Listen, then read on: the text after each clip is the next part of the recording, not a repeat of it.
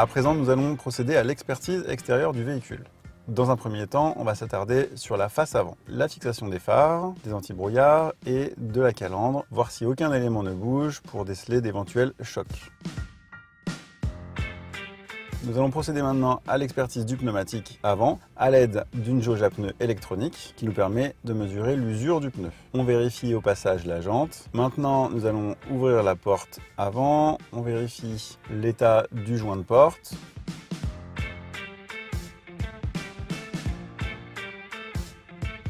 On fait la même manœuvre sur la porte arrière avec la vérification du joint de porte.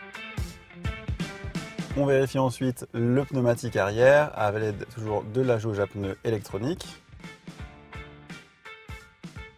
On vérifie l'état global de la carrosserie, le bas de caisse, les portes, le pavillon.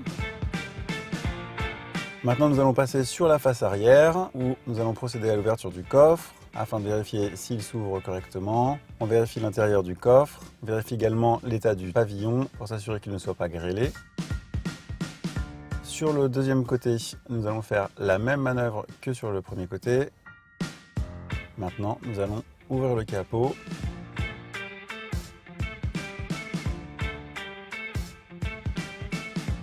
Sous le capot, nous vérifions les fixations de phare, les fixations de toutes les barres stabilisatrices du véhicule. Nous vérifions également le niveau de liquide de refroidissement ainsi que l'état des différents bouchons qui peuvent se présenter sous le capot. Nous vérifions également l'état global sous le moteur.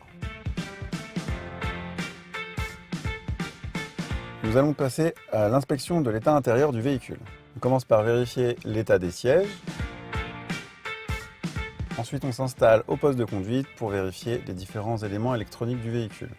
On vérifie tous les éléments électroniques liés au volant, les commandes au volant, le régulateur de vitesse, les différents commodos de phare et de la vitre.